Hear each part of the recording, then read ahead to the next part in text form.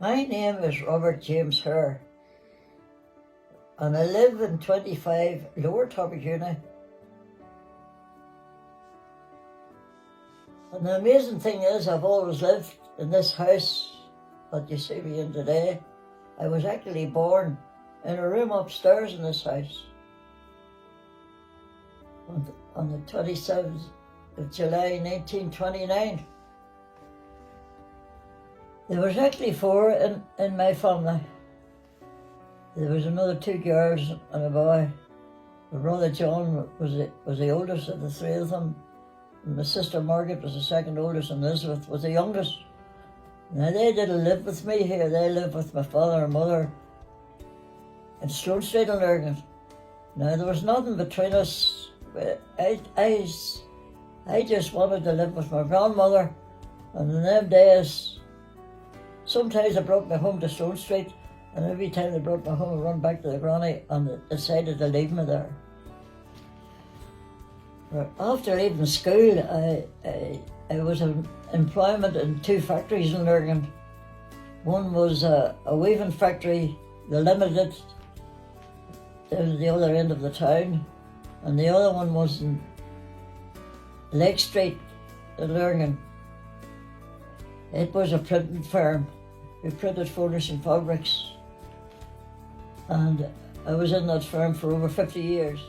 As well as working in Clendennings in Lurgan, I took a job as a part-time barman in a public house in Queen Street in Lurgan. It was owned by a wee man called Jimmy McCann, and most people in Lurgan would know who Jimmy McCann was. He had a step at the side of the bar when people was going in and out. He would have shouted out to mind the stepchild. And I worked in that pub for a good number of years, so I did. And I must say, probably in them days I really enjoyed it. And there was many a night when all the supporters clubs came up from different football teams in Belfast, and Jimmy would have made sandwiches and all for them, and they would have had a bit of a night, and they would have always asked me to sing. It always went on in life down through the years.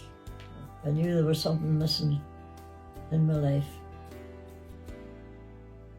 And a strange thing happened one night in March 1959 when I was asked to go to a long-term mission conducted by Stephen Alford in High Street Presbyterian Church. And as I walked into the church that night with a lady who asked me to go, and I heard the preacher preaching, and the text that he took was in John's Gospel, I am the way, the truth, and the life, and no man cometh unto the Father but by me. And I know I was living a life, I didn't have the life that I really wanted. And on that particular night in 1959, from a Tuesday night, I trusted the Lord Jesus Christ as my Saviour, and my whole life changed for the better. But after I got saved, some of the boys got hold of me, and they ended up in the Baptist Church in Windsor Avenue. And the first Tuesday night I was there, I heard Mr. Mullen preaching. And my life was good that night. And I've been at that church ever since, maybe different location, but about 60 years I've been in the Baptist Church. But a wonderful thing happened to me throughout the years while I was in the church. I was in the male voice choir in Lurgan, and they always had a special meeting with all the choirs in Northern Ireland. And this particular weekend it was in Hill Street Presbyterian Church. I can remember singing, we sang on the Saturday night and Sunday night. And on the Sunday night, while I was coming out of church, Helena Rudham, I'm sure many of you know her, she introduced me to a lovely girl that night And I had the privilege of walking home to Donaldstown with her.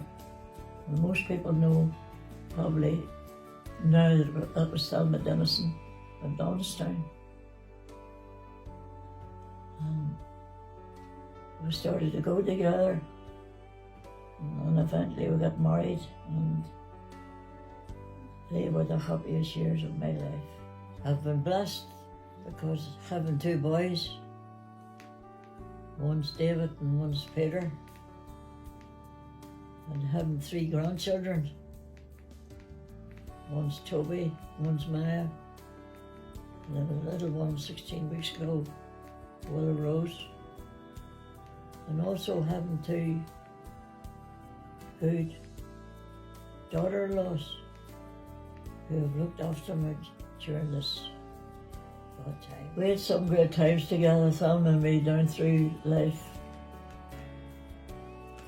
Some wonderful holidays and some family outings, and birthdays and things like that. But unfortunately it was cut short because Thelma took the old illness of Alzheimer's, and she died 7 years ago, coming up to 8 years in October. I'd be untruthful to say that I don't really miss her, although I've had advice here and the family here. And I really do miss her. But I know where she is today. She's in a better place, and there's no more suffering, no more crying, and all is well with her son. Well, friends, I'm sitting in the place tonight where I'm really happy. And as I look upon the pulpit there, and I wish I was up there tonight doing the singing, doing the community singing. But I've had a privileged life, and I have been in this church for 61 years, not in this building. Some of the years was in the old building in Windsor Avenue. And I have sat under three pastors. Pastor Bolton from 1953 to 1979. Mr. George from 1981 to 1995. And Dennis Lyle from 1998 to 2017. And I've been privileged to sit under these three men of God.